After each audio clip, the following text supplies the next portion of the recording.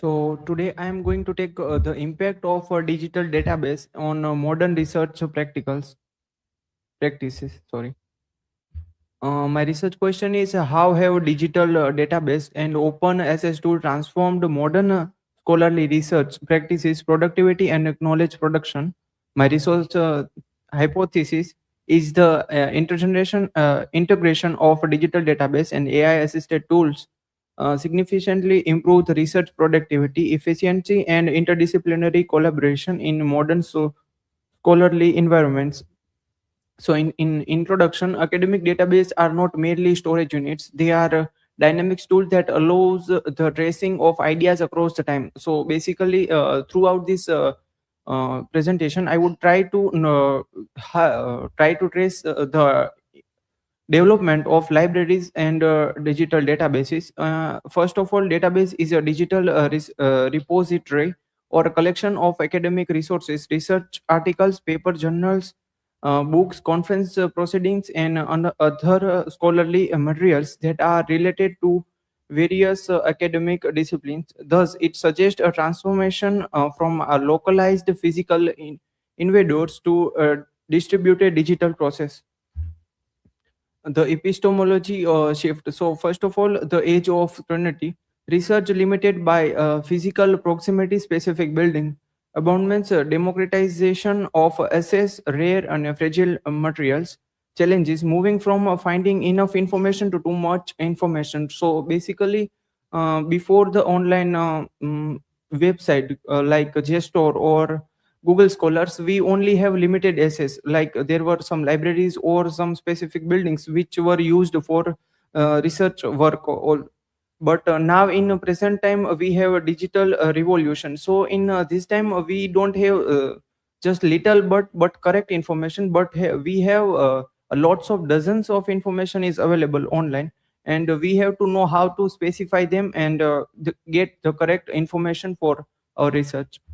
Evolution from research libraries to student in 1950, libraries look like satellites of learnings. Knowledge came packaged between the hardcovers, and the great literary seemed to contain all of it. Since 1990s, technology has rapidly charged the world.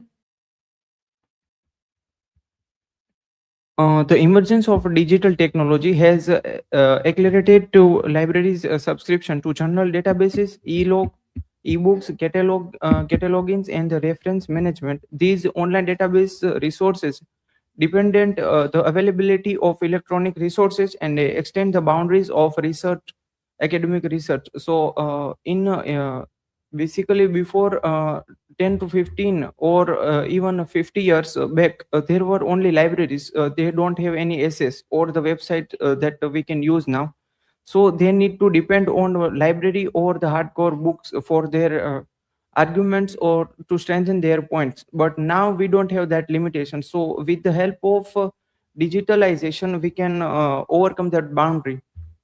The evolution, the register-based service in academic libraries, cyber technology are taking places of library. Printed materials in modern libraries are automated and subscribed. Database resources are considered an internal part of academic achievement. So even in today's time, we like to go in the libraries which already provide their book list, or the which are the books that are available in their uh, library. So we can get an overview like, okay, this type of book I can get from that. And changing architecture, the library is no longer just a physical space but a gateway to subscribe content. Like many institutions are now used to take a subscription plan for their institution, throughout which they can get more access on the data. Types of digital resources like bibliographic database, Scopus, Web of Science, PubMed, and Google Scholars are examples of it. Then full text repositories like Gestor and Science Direct, institutional repositories, which are also known as gray literature. So what is a gray literature? It is a type of work which institution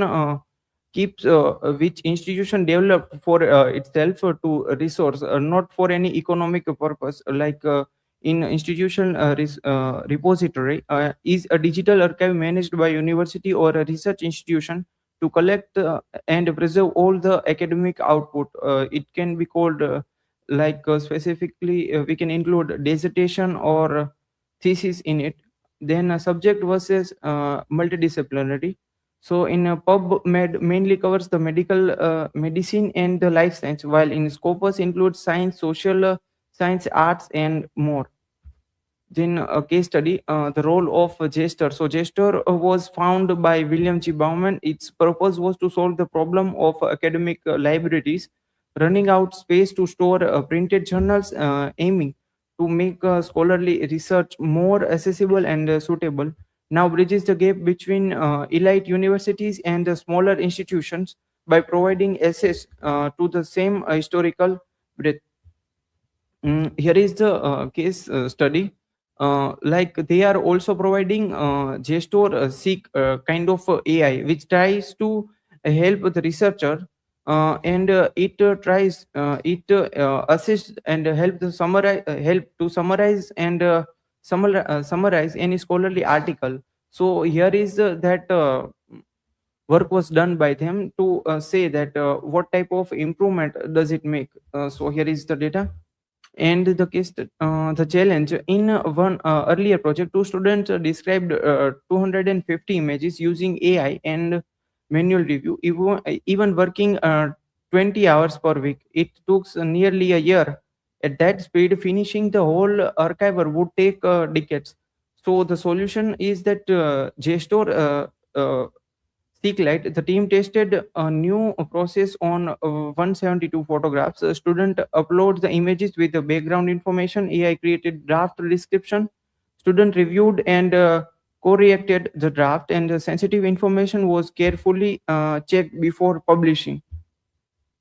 This changed their role from writing everything manually to writing and managing AI generated content. There is a article also AI draft and people decide. Gestor Seeklight generated the first pass descriptive metadata, but the students were empowered to review, correct, and approve outputs in collaboration with Rusty automation and handled repetitive drafting human retain authority. Then Google Scholar. So it was founded by Anurag Acharya and Alex Verstak. Its purpose was to help researchers and students to find academic research and to build upon existing scholarly work. The case like gesture also, we have Google Scholar. Both have their benefits and limitations also as a digital database. Like here I have taken the benefits of Google Scholar. We can same apply on gesture also.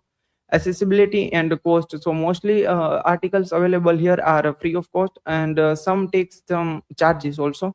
Broader coverage, speed of indexing, specialized context, and library and citation tools are also available here. The limitations, lack of transparency. Many times there are if currently we use notebook lm and give a specific article to it, but if it is taken from another website, so it will not provide the specific name of that person, but it will track about or search or type name here. Then inaccurate metadata because of the involving AI and the uses of that. We have so much information that created the confusion in the mind of scholars. Then full text essays and issues. Sometimes what happen that they particularly provide a specific part of the issue that is can be called a limitation of it. Then integration into active research workflow. So here after the changes and evolving AI, what a researcher has to do is to locate, compare, analyze, and assimilate. Repository must be assimilated into active research process, not treated merely as a post-publication storage. Like there were researches also available in the library in the ancient time, but today in present time we have online database. So that's why we can reuse that data. As the digital humanity continues to evolve, the field is poised to explore new furnitures that build on the technological advancement, interdisciplinary collaboration, and inclusive research practices. The researchers analyze and contextualize the content stimulously. So now what researchers are doing, they are reusing the data to change it and to provide a new perspective in it. Then digital libraries, a furniture for curriculum shift. What is LIS stand for Laboratory Information and Systemometer, that manages, stores, and transparent patient data related to medical laboratory test and curriculums. And the curriculum shift. The prospective librarians highlight higher education need professional skills training in IT database. So here around throughout this slide, I am trying to saying that there are some changes in library and database, so that according to that the human needs to be evolved as always. Then lack of awareness remains the major limitation or major obstacle, that students often lack the skill on leverage tools effectively. Here is also database, like how after the help of JSTOR and other online databases, the researchers was growing continuously, and it was qualitative, not quantitative.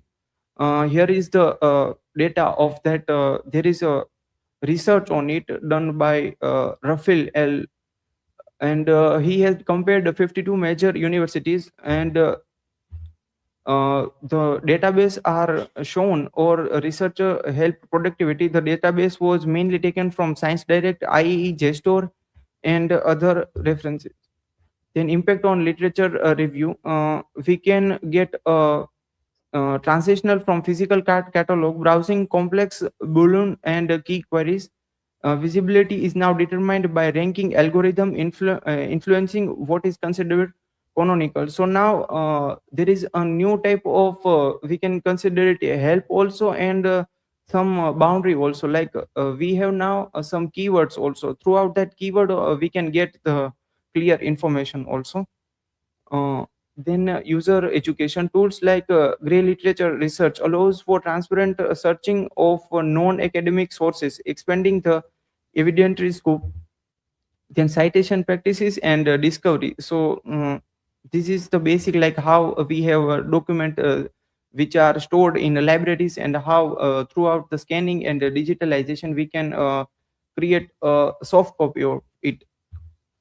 Enabling interdisciplinary research. So, because of interdisciplinary research, we can now consider more than one disciplinary in our work. Like today, also we can combine psychology, science, and other things together, which are not similar but different part. But with the help of this metadata, we can create a collaboration between them.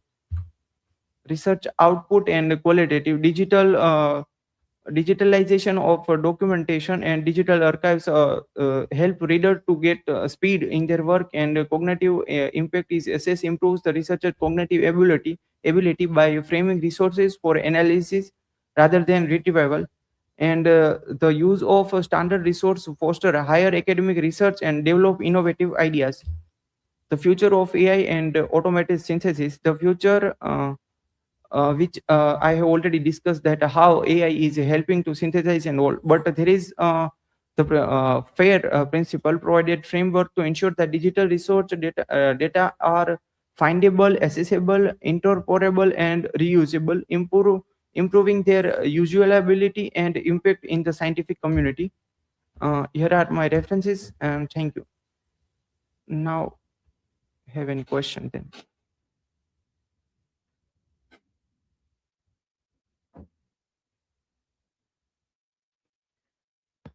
So, Bhargav, my question is: in what ways do AI integrated platforms such as JSTOR, Google Scholar influence knowledge visibility, citation practices, and academic authority? They are very much useful, but to say that they are only useful, that would be problematic. We can say that they are helping also. Even in making this presentation, I have taken the help of AI, but we have to factually check that, okay, this is there, so is it helping, or is it really there or not?